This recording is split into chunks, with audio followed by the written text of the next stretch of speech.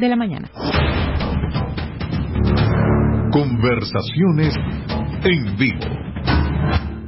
Y ayer el Fondo Monetario Internacional publicó cifras que son impactantes para el caso venezolano. Una proyección de desempleo para Venezuela en el año 2020 de 50,5%. La CEPAL también hablaba de una contracción en la economía de 14%. Las cifras de hiperinflación se podrían ubicar en 500.000% para el próximo año 2020. ¿Cuál es el panorama? ¿Cómo se ve 2020 en Venezuela en este contexto económico? Se lo preguntamos a Aaron Olmos. Él es economista de la Universidad Central de Venezuela, especialista en finanzas, además de doctor en gerencia.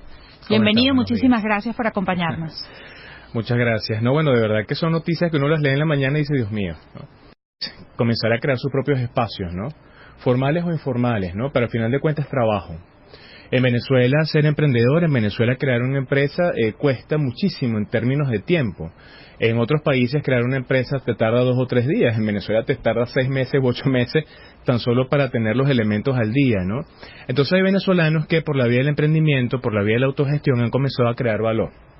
Y a crear valor no solamente en actividades de generación de bienes y servicios, sino en actividades más que todo inmateriales, ¿no? Entonces por ejemplo, vemos muchos venezolanos que han comenzado a destacarse desde su casa, por ejemplo, haciendo actividades freelance, el periodista, el contador, el ingeniero, que quizás para muchos no cuenta como un trabajo formal, sin embargo es una generación de ingresos que insufla trabajo para el mercado interno y le permite a las personas mantenerse, ¿no? Ahora, pero ¿cómo puede ser productiva o dinámica una economía en la que la mayoría de la población se dedica a matar tigres para poder completar y vivir? Fíjate, tú dices una expresión muy coloquial nuestra, que para muchas personas el matar tigres se termina convirtiendo después en su gran trabajo, ¿no? ¿Qué te digo yo? En el país, las figuras jurídicas tradicionales a través de las cuales nosotros nos hemos desenvuelto desde el punto de vista laboral se están transformando, están cambiando, ¿no? Es decir, muchas empresas, las que conocíamos hace 3 o 4 años, ya no están, ¿sí? Y muchas personas que se agregaron muchísimo valor en esas actividades han comenzado por la vía del emprendimiento, por la vía de la autogestión, a seguir haciendo esas actividades, ¿no?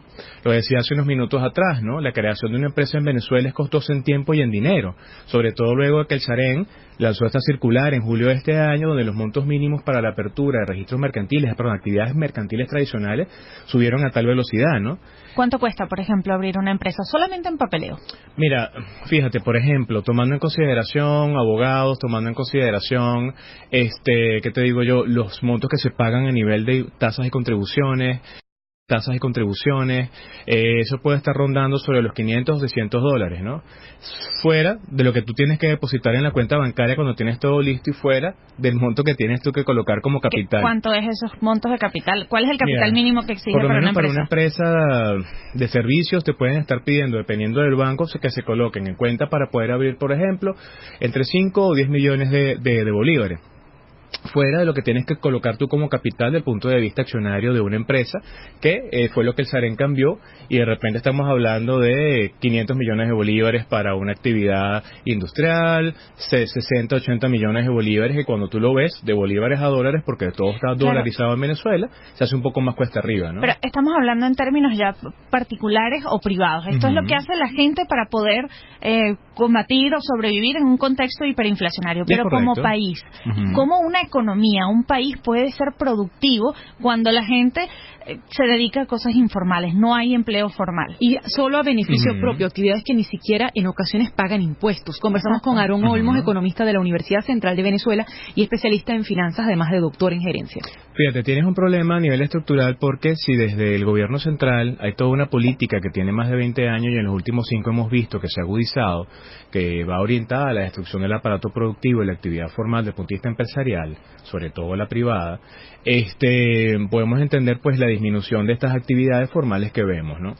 En Venezuela, una de las cosas que más es patente y que hemos podido verificar con el paso del tiempo es el hecho de que a nivel de las políticas del gobierno, en términos formales, no se está incentivando la creación de nuevos espacios. Más bien, si nosotros vemos las estadísticas de Conindustria, Fedecámaras, Concecomercio, la disminución en el consumo, la disminución en la actividad como comercial es algo totalmente evidente. ¿Qué podemos hacer en contra de eso?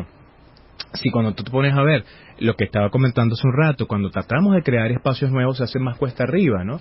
Para algunas personas la vida, quizás no tanto verlo como informalidad, ¿no? Sino quizás tratar de verlo como una nueva forma de generar ingresos, porque en definitiva, si bien no estás pagando impuestos sobre la renta para algunas cosas, para otras actividades tienes un impuesto de valor agregado, ¿no? Que está allí, ¿no?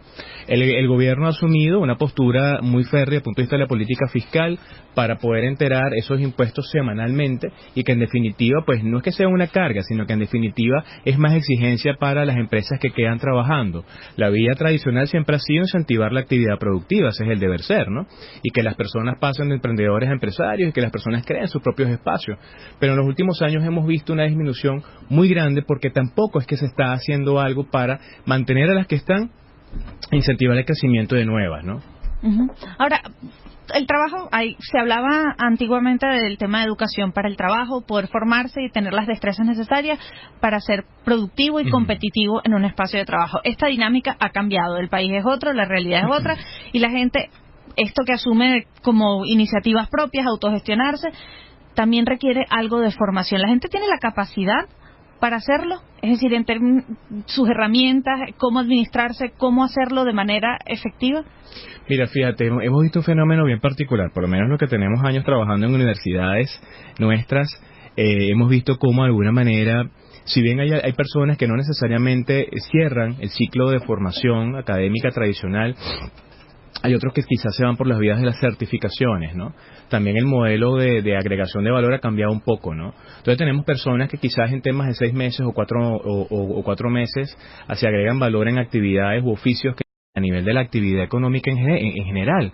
Fíjense que de alguna manera la conexión que hay con las políticas económicas es importante para reactivar el aparato productivo. O sea, no solamente a nivel empresarial lo podemos hacer y necesitamos tener una visión orientada, alineada, con crecimiento económico donde el sector privado tenga un protagonismo fundamental y eso hay que fomentarlo y lograrlo, pero en las actuales condiciones desde el punto de vista ideológico y político hemos visto que en los últimos 5 años ha sido muy difícil.